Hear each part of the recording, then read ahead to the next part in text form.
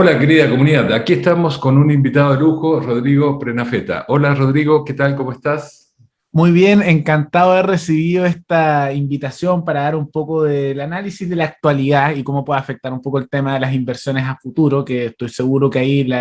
todos tienen sus propias percepciones, pero para dar también un punto de vista que tal vez no es tan alarmista ni tampoco tan, podríamos decir, tranquilo como uno diría, sino uno un poco más objetivo en el camino que sigue este país.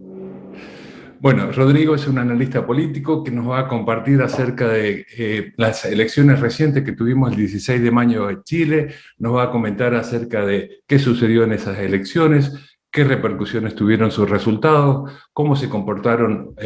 los mercados a partir de esos resultados, porque en definitiva vamos a estar seguramente todos de acuerdo que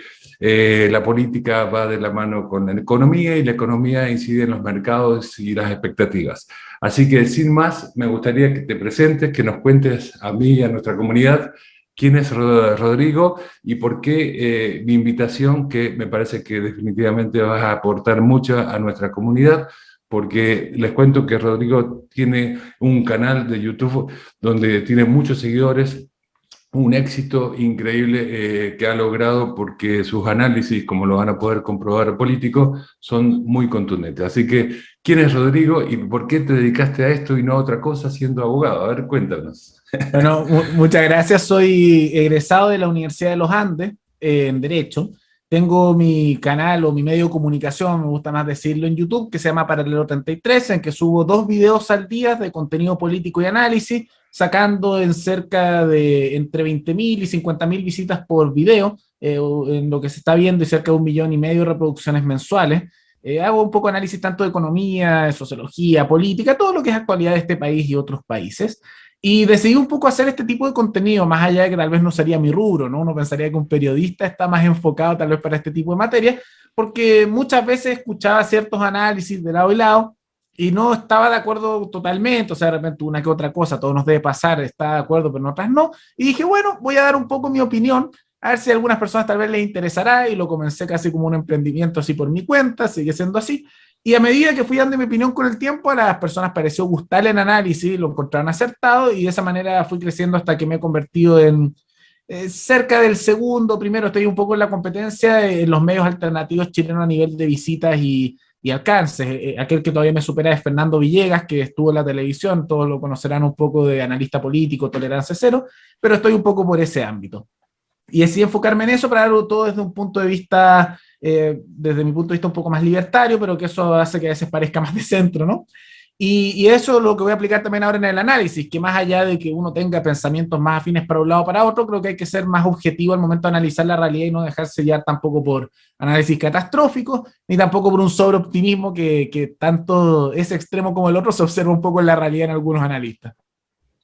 Perfecto, Rodrigo, excelente. Bueno, él es Rodrigo, como ven, 50.000 visitas más, más de un youtuber quisiera tenerla, pero además de visitas de gente que le interesa saber acerca del mercado, de cómo se comporta el mercado. Te cuento, Rodrigo, que dentro de nuestra comunidad, acá hablamos de bienes raíces, hay gente que está comprando su propiedad, vendiendo, otros que son inversores inmobiliarios, y por lo tanto lo que nos puedas compartir va a ser de mucha utilidad acerca de qué sucedió, por qué fueron tan importantes las elecciones del 16 de mayo. Cuéntanos, sobre todo para los extranjeros que también nos siguen, por qué era la importancia que tenían estas elecciones desde tu punto de vista, en qué consistieron, quiénes se eligieron y por qué. Por supuesto, siempre es bueno dar contexto incluso para aquellos que son nacionales, porque no todos están informados de detalle a detalle. Pero para hacer un contexto amplio, lo que se dieron en las últimas elecciones, que fueron importantes y tuvieron relevancia a nivel mundial, fueron elecciones, lo que llamaron las mega elecciones, de elección de constituyentes, es decir, personas que van a conformar el órgano que va a crear la nueva constitución con 155 puestos, también la elección de alcaldes, de concejales y de gobernadores regionales, porque eso se le llamaron superelecciones. Y todo esto estaba programado en las elecciones, por ejemplo, de concejales, alcaldes y gobernadores, pero se agregó el tema de los constituyentes para la nueva constitución, luego el llamado Acuerdo por la Paz, que se hizo en el año 2019 a partir del estallido que se dio en octubre, el 18 de octubre del año 2019, y que luego continuó por meses. Uno de los resultados de eso fue este llamado Acuerdo por la Paz, que llamó a la creación de esto, se hizo un plebiscito, ganó la opción apruebo para nueva constitución, y posteriormente se dieron estas elecciones para elegir los constituyentes. Y a partir de esos resultados, dándose contexto, ha generado impacto a nivel mundial, para algunos para bien, otros para mal, ¿no? El resultado que muchos tal vez no se lo esperaban, porque dentro de lo que es la constituyente estaba conformado para que si uno sacaba un tercio de los cargos electos, podía uno bloquear cualquier cosa y eso ya a puntos de negociación. Y casi todos asumían que la derecha iba a lograr sacar al menos un tercio. Se sabía que iba a tener una decadencia política de acuerdo debido al resultado del gobierno de Sebastián Piñera, que ha sido muy impopular y ha tenido rechazo incluso de sectores de derecha como de izquierda, pero fue una caída más fuerte de lo que muchos esperaban y no lograron alcanzar ni siquiera el tercio. Y por lo tanto quedó una constituyente en la cual la derecha sacó menos de un tercio, no tiene mucho poder de negociación y quedó bastante fragmentada en distintos bloques. Por un lado, tienes el bloque de Chile Vamos, que sacó solo 37 de los 155 constituyentes. La centroizquierda también tuvo un desplome histórico, tomando en cuenta que antes en Chile era más de la mitad del electorado y ahora lograron sacar menos que la derecha, un 25 constituyentes de 155, y la sorpresa fueron, por un lado, los independientes, ya que hay una cantidad importante de aquellos que no se identifican con un lado ni otro, que son cerca de un tercio del total de los constituyentes, y tienes el grupo de Apruebo Dignidad, que es algo así como la institucionalización de aquellos que eran manifestantes dentro de lo que fue el estallido, muchos de ellos que hablan, por ejemplo, de la liberación de los presos, o que ellos no confían en ningún partido, sea de izquierda o de derecha, porque creen que son partidistas, son una cosa institucionalizada las protestas. Y la otra lista que ha crecido con fuerza es la llamada Apruebo Dignidad, que es un conglomerado del Partido Comunista, junto con el Frente Amplio, que son más bien entre socialdemócratas y socialistas, pero con una moral más progresista, más que tradicional. Ahora, eso sé que puede generar para algunos un poco, especialmente en el mundo de inversión, algo de temor, ¿no? Porque cuando uno escucha, oye, creció el conglomerado que tiene el Partido Comunista adentro, la gente puede asustarse.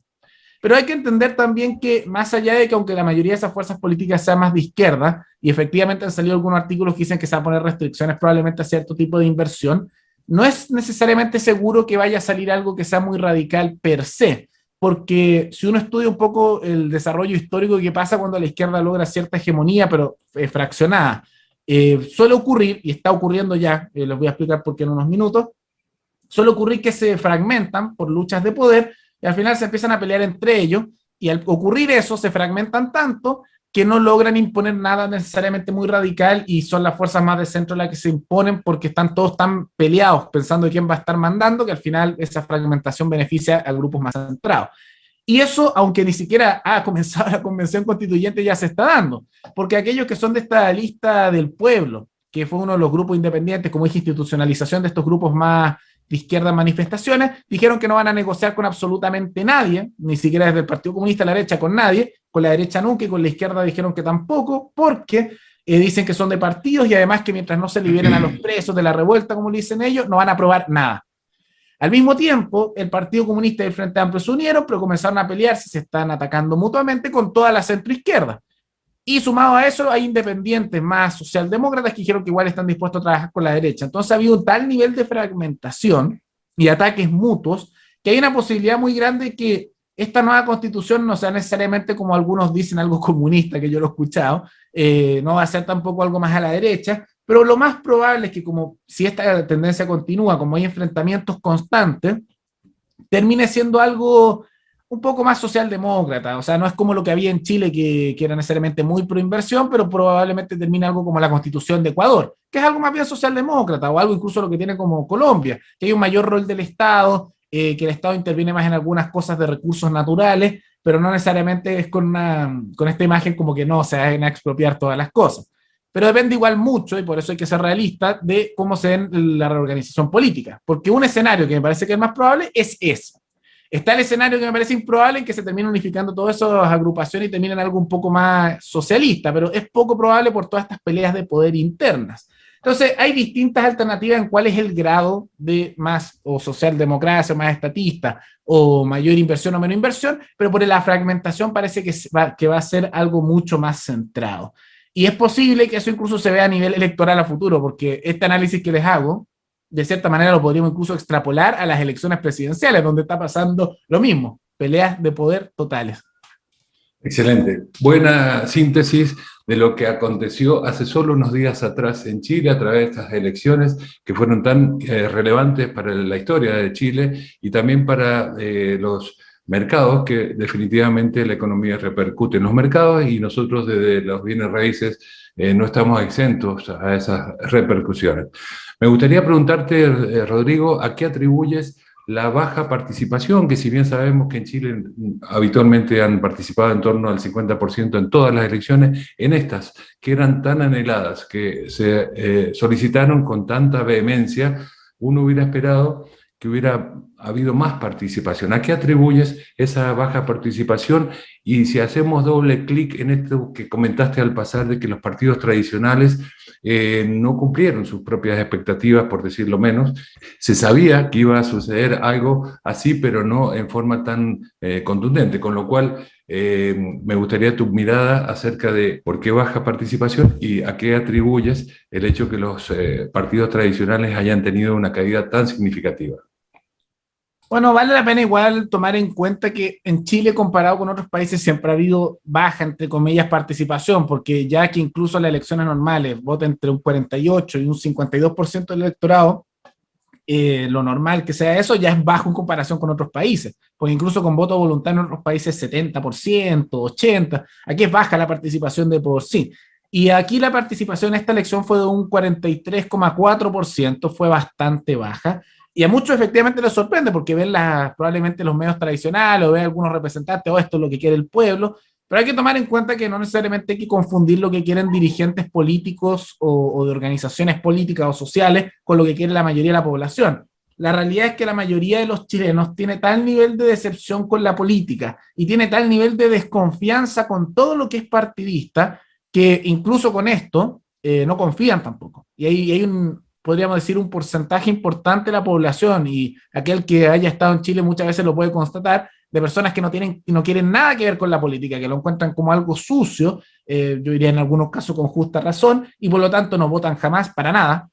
No tienen una buena imagen de ningún político, ni siquiera de los nuevos, porque muchos, especialmente aquellos que ya empiezan a tener un poco más de edad, se acuerdan que todos los políticos llegan con las promesas de que son distintos, de que son nuevos, y eventualmente suele ocurrir lo mismo, de que se corrompen o empiezan a hacer otro tipo de cosas. Entonces hay un nivel de desconfianza política muy grande. En parte por eso también es que en Chile pensamiento a veces un poquitito más anarquista a veces tiene un poco más de fuerza, porque aquí la gente desconfía mucho de la política, y eso se nota en esto. Y también algo que es interesante para observar es que la abstención no solo es de agrupaciones más apolíticas y de personas de izquierda, sino también es de personas de derecha. Desde la izquierda hay un porcentaje que hay que entender a nivel ideológico que no votan porque tienen discursos, que esto también se escuchó en su momento, de no voto, me organizo, de gente que no cree en la participación electoral por un pensamiento tal vez más revolucionario, ¿no? Hay gente política, que es la mayoría, o de centro, que no confía en ningún político, no participa, o participa solo en las elecciones presidenciales, que son las únicas que le interesan. Y otro porcentaje es el grupo de derecha más bien decepcionado, que no vota. Y eso se observó que en las elecciones del apruebo contra el rechazo, incluso aquellos que votaron contra el rechazo, votó menos gente ahora por la derecha que aquellos que votaron por el rechazo, que uno asumiría que son la misma cantidad de personas, ¿no? Y se nota que hay muchas personas de derecha que simplemente o están decepcionados con el gobierno de Piñera y por lo tanto con la derecha, y como voto castigo votaron para el otro lado, y un gran porcentaje le ha ocurrido lo mismo de esa decepción política y por lo tanto no han votado. Entonces yo creo que el primer factor que representa todo esto es que hay un porcentaje de la población que sí, que quiere cambios y piensan que tal vez a través de la Constitución, pero la amplia mayoría simplemente o está desinteresada o cree que todos son malos, o simplemente como castigo no van a votar. Y es por eso la alta abstención. Ahora, si esos cambios se van a dar o no con la nueva Constitución de manera positiva, eso lo dirá el tiempo. Pero hay muchas personas, y que diría que la experiencia les ha enseñado, que han escuchado tanta promesa política a lo largo de los años que simplemente escuchan otro eslogan nuevo o otra cosa y desconfían. Diría que esa es la principal razón en Chile, la desconfianza, que no solo se nota a nivel político, sino que a nivel incluso económico, a nivel empresarial, hay una cultura de desconfianza del chileno. No es lo mismo, por ejemplo, hacer negocios en Estados Unidos, donde cuando uno dice algo las cosas se creen porque hay una cosa más de confianza, que en Chile, donde casi que te piden certificado para cualquier cosa y todo acreditado y con garantía, porque hay mucha desconfianza. Eso se nota tanto en los negocios como también en este mundo político. Exacto, efectivamente. Yo coincido contigo. Tiene que haber sido esa desconfianza lo que hizo que la participación fuese tan baja. Y de cara a las elecciones presidenciales a fin de año, ¿Cuál es tu visión acerca de la participación concretamente? Y si crees que va a haber diferencias sustanciales respecto a lo que la gente se pronunció en las urnas en esta oportunidad. Bueno, en las elecciones presidenciales siempre son las elecciones que más sacan participación de Chile porque por alguna razón también, o tal vez porque es más mediático, ¿no? Muchas personas solo votan en la elección presidencial y yo conozco incluso a nivel personal casos así, de personas que a las legislativas les da exactamente igual o a esto el plebiscito no votan, pero ven, ay, a ver quién es el presidente y como que tienen esa idea que tal vez es más latina, ¿no? De que es como el líder y por lo tanto ya vamos a ver por quién votamos para dirigirnos por los próximos años. Entonces yo creo que la participación electoral va a ser superior a la que tenemos ahora, pero va a ser alrededor de un 50%, o sea, un poquitito menos, un poquitito más, va a ser lo normal de siempre, eso es lo que yo estimo. Y a nivel electoral, me parece muy probable que el resultado que se acaba de dar de un fuerte golpe para la derecha a nivel electoral se repita también a nivel del Congreso, tal vez no tanto porque usualmente cuando una coalición política, y esto se observa en todos los países, recibe una dura derrota en una elección y meses después viene otra, hace lo posible para tratar de recuperarse esa derrota y empieza a probar distintas estrategias. A veces le funciona, a veces no, pero es posible que tal vez se recuperen un poquitito, pero igual van a perder en comparación a lo que sacaron antes. O sea, actualmente el Congreso, cerca de un 45% lo tiene la derecha y un 55% la izquierda, siendo ahí las fuerzas más grandes de la izquierda la centroizquierda. Y yo creo que tal vez la derecha saque más que el porcentaje que sacó ahora electoralmente, que es como un 25%, y tal vez llegue a un 30 y tanto, pero va a tener una pérdida de todas maneras en comparación a la elección anterior por un motivo simple, el resultado de la gestión de Sebastián Piñera, que ha tenido muchas críticas a nivel nacional, y la popularidad que oscila entre un 4% y un 15% en sus mejores momentos ahora, o sea, es muy impopular, ese es su principal efecto. Y también creo que la centroizquierda va a tener un debilitamiento fuerte. Espero que probablemente el Partido Comunista saque senadores y más diputados que los que tiene ahora, no creo que se vuelva una fuerza mayoritaria per se, y el Frente Amplio probablemente mantenga o pierda un poquitito a algunos de sus representantes, porque recordemos que aunque les haya ido bien ahora, originalmente les había ido mejor. En la última elección presidencial, su candidata presidencial sacó 22% de los votos, casi pasa a segunda vuelta, y ahora, a pesar de su éxito, igual está más bajo que eso. No han caído tanto, pero igual que lo que le pasó a Podemos en España, igual han tenido una caída, pero van a mantenerse en un punto intermedio. Y la gran sorpresa en esas elecciones van a ser los independientes. Entonces deberíamos esperar que probablemente empiece a haber una serie de diputados y senadores que dicen no ser parte de ningún partido, pero se vayan conglomerando en grupos, ya sea en esta llamada lista del pueblo, que es como una nueva izquierda asistémica, o los independientes no alineados, que es como la nueva centroizquierda, que son todos medio socialdemócratas y tuvieron como 15 constituyentes de los 155, y en el Congreso yo creo que ellos van a reemplazar lo que es el PPD, la Democracia Cristiana, el Partido Socialista, a la vez que no me sorprendería, y esto al menos es una estimación mía, que surjan de repente otro tipo de independientes. Y probablemente surja algo más en el centro o centro derecha, pero que se va a llamar de otra manera y que va a tratar de absorber todos esos votos de derecha, pero algo tal vez más liberal y un poquitito más populista, pero que se van a llamar como de centro o apolíticos, antiizquierda, antiderecha, y pueden surgir de la nada. Y para las elecciones presidenciales es lo mismo, no hay nada dicho, un poco incierto, porque ya la lista del pueblo dijo que van a sacar su propio candidato presidencial para oponerse al candidato del Partido Comunista Frente Amplio, centro izquierda y el de derecha, y con eso las fuerzas de izquierda se dividen más a nivel electoral, pero también es posible que de la nada surjan otros candidatos presidenciales, porque ya las personas se dieron cuenta, y esto estoy seguro que hay personas haciendo cálculo político con esto, que si tú dices ser independiente, más allá de si lo eres o no, y vas con una agrupación propia, te puede ir excelente. Entonces no me sorprendería que haya de repente candidatos sorpresa, tanto a nivel legislativo como a nivel presidencial. Y por eso, aunque lo más probable es que la Constitución vaya en la dirección que mencionamos antes, y en la política también, todavía es difícil saberlo porque hay un factor sorpresa. Y usualmente, viendo la historia de otros países con procesos como estos, suele a veces llegar el factor sorpresa que hace cambios sustanciales al país en una dirección u otra. Perfecto. Hablando de factores sorpresa, Rodrigo, ¿qué te pareció lo sucedido en Madrid respecto a la nueva alcaldesa y cómo eso era esperable desde tu punto de vista o no? ¿Ello es trasladable aquí? ¿Son contextos totalmente distintos?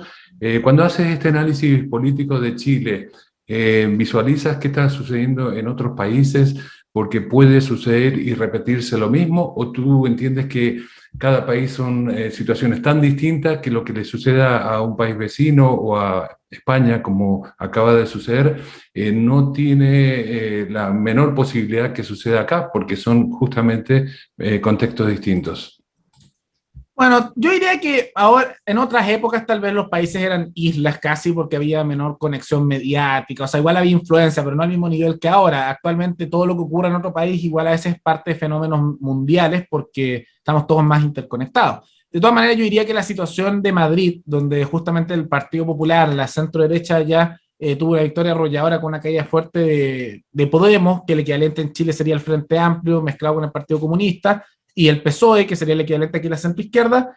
no es necesariamente comparable porque el contexto es distinto. En parte es el efecto pandemia, porque casi todos los países del mundo, excepto un par de casos, han manejado mal la situación y por lo tanto todos los gobiernos, sean de izquierda o de derecha, dependiendo en el país, están teniendo baja en popularidad por el mal manejo de pandemia. En España es con la izquierda que está gobernando, aquí en Chile está la derecha, en Argentina está la izquierda también con pésima popularidad, pero están gobernando por el mal manejo, en Brasil con Bolsonaro de derecha, o sea, es un tema más de la pandemia, el gobierno que esté presente, como en general los manejan mal en esta situación que es más bien inesperada, hay pérdida de popularidad y es un éxito de una victoria para la oposición. Entonces vale la pena destacar eso. Entonces yo creo que aunque hay ciertos, podríamos decir, factores que se repiten, como es la caída tal vez de la centroizquierda, o sea, el PSOE en España ha tenido una fuerte caída. Y aquí también la centroizquierda, a pesar de estar dentro de lo que podríamos decir la oposición, ha tenido una fuerte caída, eso se nota. Y yo diría que otros factores no tanto. Aquí no, el equivalente de lo que sería Vox, que aquí sería el Partido Republicano,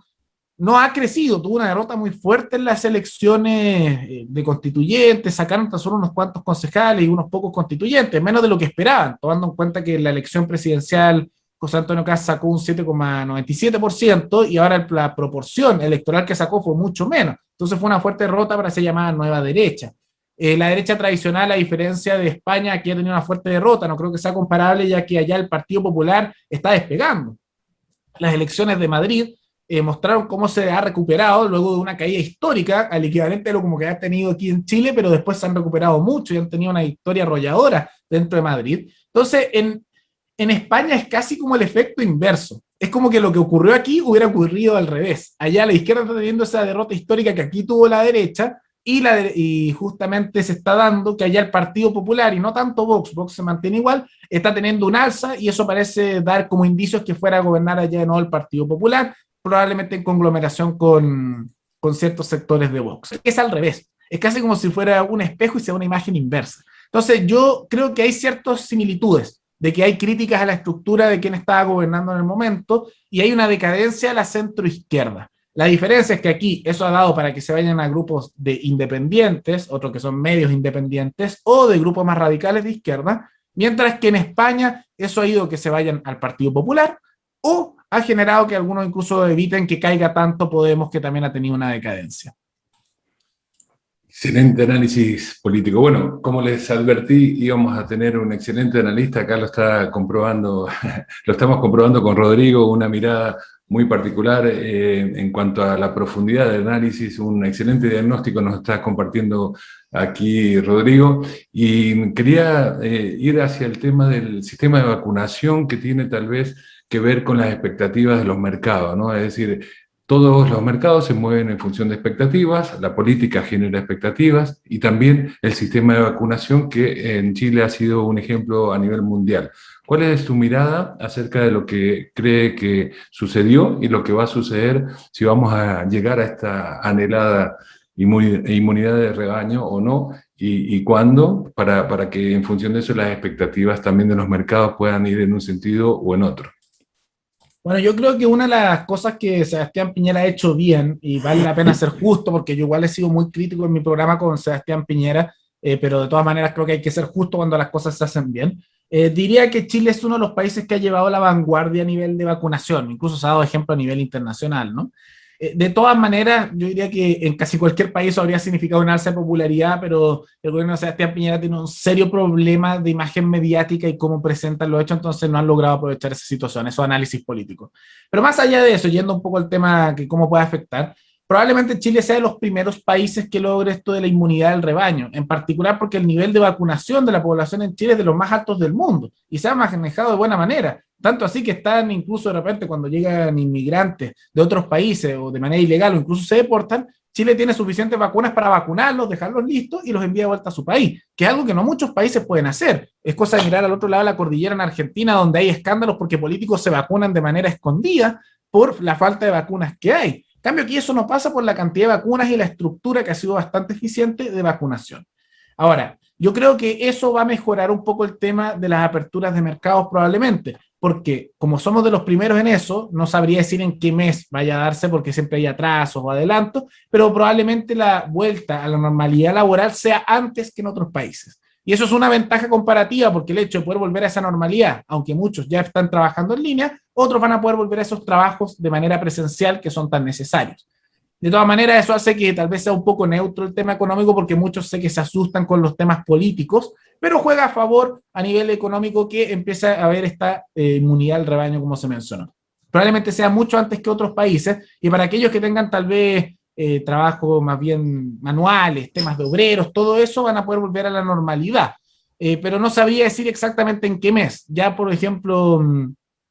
yo creo, a mí me debería tocar la vacunación dentro de unas 2 semanas. En cambio, en otros países podrían, cosas, estoy en contacto con personas en Argentina, en Perú, por la edad que tengo, dicen, no, podría pasar en años. Y eso muestra la eficiencia de vacunación. Probablemente ya a finales de este año, si es que no hay inmunidad al rebaño, gran parte al menos de la población debería estar vacunada. Me parece más bien evidente que el próximo año, probablemente a mediados o inicios, ya deberíamos estar en una cierta normalidad a nivel laboral. Siempre puede haber excepciones, siempre pueden decir que, no sé, surgió una nueva variante, siempre pueden pasar cosas así, pero como van las cosas, todo parece indicar que se va en esa dirección.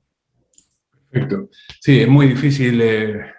pronosticar lo que va a suceder, el futuro es incierto y en estos tiempos más que nunca, pero todo hace pensar que vamos a salir antes que otros países de la región y vamos a lograr la inmunidad de rebaño que genera expectativas en los mercados y esos mercados hacen de que tal vez en lo económico Chile se recupere antes que otros países, ¿no? Independientemente de los resultados que se den en las futuras elecciones de fin de año. Y para ir finalizando, Rodrigo, sabiendo que tienes otras actividades hoy, te agradezco por tu tiempo, por esta amabilidad de haber aceptado esta entrevista.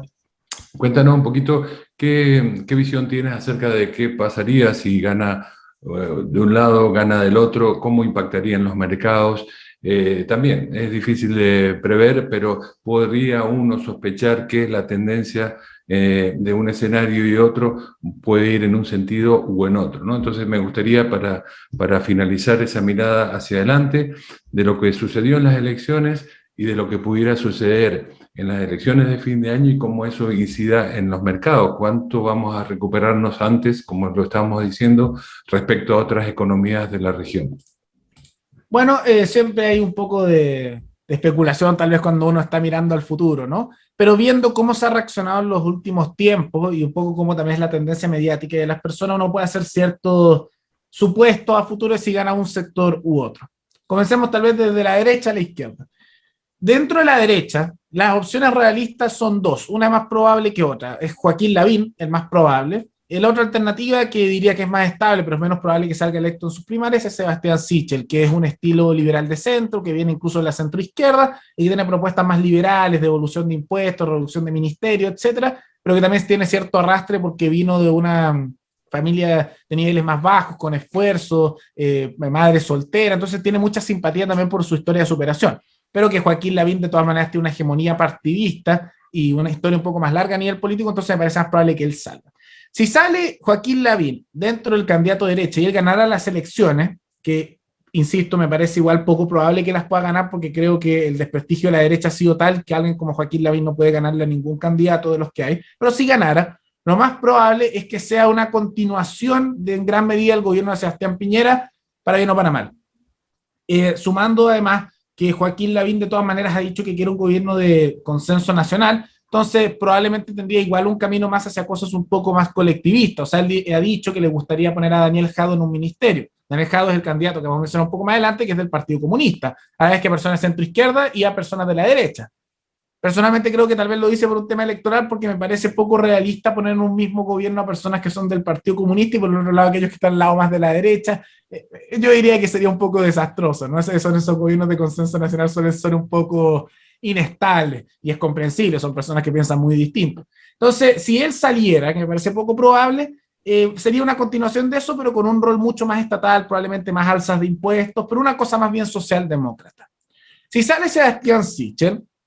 lo más probable es que él gobernaría con la derecha que actualmente ha estado, pero también con sectores de centro izquierda, porque él era demócrata cristiano por mucho tiempo. Y la ventaja que él tiene, más bien a nivel de segunda vuelta, si logra ser candidato a la derecha, que creo que ahí puede ganar más, es que no tiene vinculaciones ni con el pinochetismo, ni tampoco con grupos más nacionalistas, ni muy conservadores, que eso en Chile tiene muy mala imagen.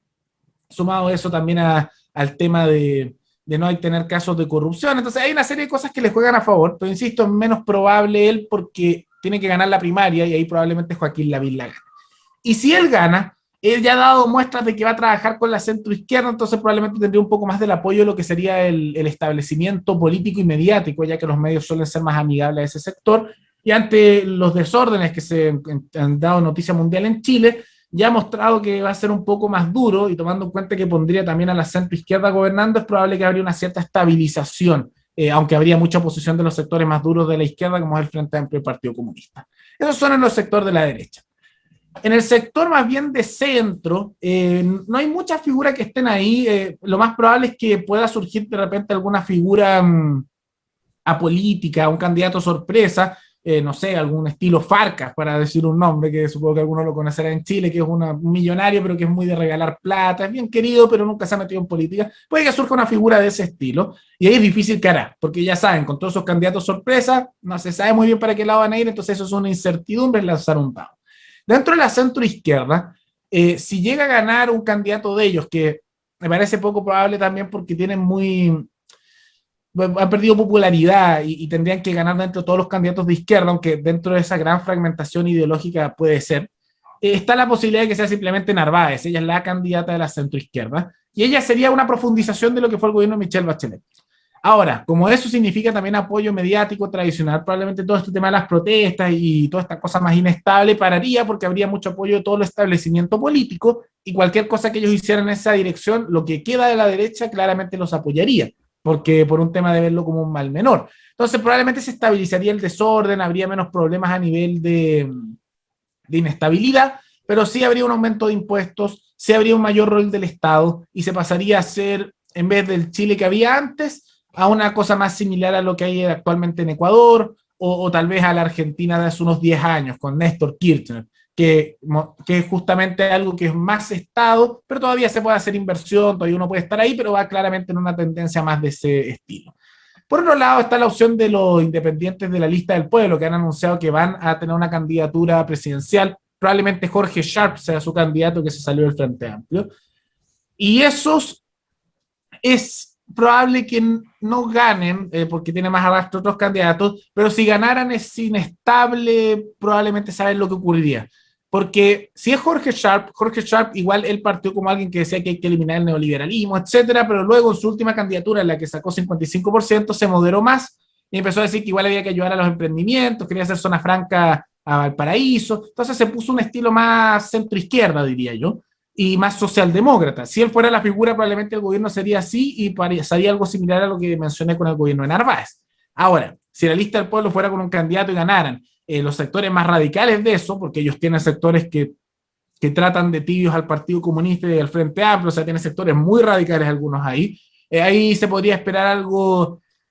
podríamos decir más de colectivización, expropiaciones, pero solo si gana eso, y es poco probable. Y lo digo porque hay sectores de la lista del pueblo que en sus constituyentes han dicho que Venezuela es un país neoliberal y que no es verdadero socialismo, para que vean ese estilo, pero son los menos. Entonces es poco probable, pero si llegaran a salir esos sectores, asegúrense que hay todos esos análisis más catastróficos que hacen algunas personas pasarían, pero me parece poco probable.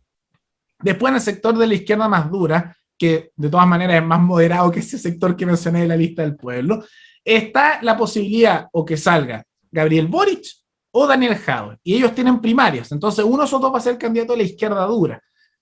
Y el más radical claramente ahí es Daniel Jadwe, del Partido Comunista, y Gabriel Boric de todas maneras es el equivalente de Pablo Iglesias, de España, pero aquí en Chile, o sea, como Podemos. ¿Qué significa eso? Que si gana Daniel Jadwe, él ha dicho que, bueno, las empresas tienen que ser para el Estado, o sea, ahí sí van a haber expropiaciones, van a haber alzas de impuestos y va a haber mucha intervención estatal. Y ahí está oscilando con un comunista, o sea, si es alguien del Partido Comunista, entendible que hagan cosas comunistas, ¿no? Entre algo estilo más venezolano, cubano, o puede que sea, porque es difícil saberlo, algo estilo chino, que en China también son del Partido Comunista, pero tiene este estilo que es sumamente autoritario y controlador de la sociedad, pero que permite ciertos temas de empresas, pero siempre están vinculadas a negocios con el Estado y hay mucha corrupción. Es una de esas dos opciones, aunque yo tiendo a pensar que es más el primer caso porque el Partido Comunista chileno no le hace muchas alabanzas al sistema chino y en algunos casos incluso les han dicho neoliberales. Entonces es más probable que haya en esa primera opción. La otra opción es que gane Gabriel Boric, y Gabriel Boric es justamente del Frente Amplio, ese candidato. Es difícil saber quién ganaría. Parece ser que Jadwe tiene más apoyo, pero Boric también ha tenido un rebote ahora con estas elecciones. Y su gobierno sería un gobierno más bien socialista progresista, en el sentido de que igual muchos de los grupos corporativos grandes se les quitaría participación en el mercado, el Estado empezaría a intervenir más, habría mucho más gasto estatal y endeudamiento, pero probablemente eso sería una decadencia muy fuerte por unos 4 años, pero igual se podrían hacer algunos negocios y puede que hubiera un efecto rebote posteriormente en la elección siguiente. Sería muy similar, tal vez, Boric en su gobierno a lo que ha sido el gobierno actual de Podemos con el PSOE en España. Que como sabrán, la inversión igual ha tenido un golpe fuerte, igual han subido los impuestos, ha habido problemas, pero no es como que haya sido el fin del mundo y ahora mismo está habiendo un efecto rebote en ese país. De todas maneras, insisto que esos dos es más probable que Daniel Jadwe gane esas primarias. Entonces, esas son las alternativas que merece de quién puede ganar. La más estable, por supuesto, es tal vez la carta loca del independiente que no se sabe dónde va a salir, o tal vez el de centro izquierda, o alguien como Sichel. Pero es difícil saber quién va a salir y los que tuvieran más probabilidades, de acuerdo a las encuestas, de salir electos, es Daniel Jadwe, que va en primer lugar, o tal vez Joaquín Lavín, según ellos, aunque Joaquín Lavín ha tenido una baja igual fuerte a lo largo del tiempo. Por ahora Daniel Jadwe parece ser. Y casi lo olvidaba, la otra carta loca es Pamela Giles, que también va primero o segundo lugar en las encuestas, que ella era del Frente Amplio, se salió del Frente Amplio, insulta, y no lo digo como de nivel formal, de manera personal, a políticos de izquierda y de derecha, sale disfrazada corriendo en el Congreso y es un poco una bala loca, un poco populista, ¿no? Entonces, si ella sale electa, probablemente sería un gobierno muy caótico que no haría mucho porque la izquierda la trata de que ella es falsa izquierda, la derecha la trata de izquierda extrema, es muy odiada por políticos de lado y lado, pero tiene apoyo ciudadano de entre un 10 y un 15% de la población que la adora. Entonces, si sale electa ella, sería un gobierno muy caótico que es difícil saber para dónde iría, pero que creo que sería más similar tal vez a un estilo Alberto Fernández en Argentina, pero con más caos a nivel político. Bueno, es una brillante exposición lo que nos hace compartir un análisis político que permite a nuestra comunidad hacer justamente una evaluación de cómo pueden comportarse los mercados, porque en definitiva uno está tomando decisiones en forma continua, los inversores, quienes tienen que decidir comprar o vender una propiedad, y tener un panorama claro como nos has podido compartir, le va a permitir seguramente detenerse en un análisis ya personal. Así que te agradezco muchísimo por habernos compartido esto, Rodrigo. Vamos a poner aquí abajo en la descripción de esta entrevista tu canal de YouTube para que lo sigan porque van a poder comprobar que no es casual que tenga 50.000 visitas diarias en cada uno de sus videos porque hace un excelente análisis político. Así es que te felicito, te agradezco y vamos a estar en contacto, Rodrigo. Muy amable por tu tiempo. Un gusto, encantado de dar este tipo de análisis y espero que haya sido un análisis más realista y no tan tirado para un lado ni para otro. Así ha sido, con una objetividad clara y considerando todos los escenarios posibles. Muchas gracias, gracias querida comunidad, vamos a estar en contacto. Gracias, Rodrigo, que estés muy bien. Saludos. Gracias, hasta luego.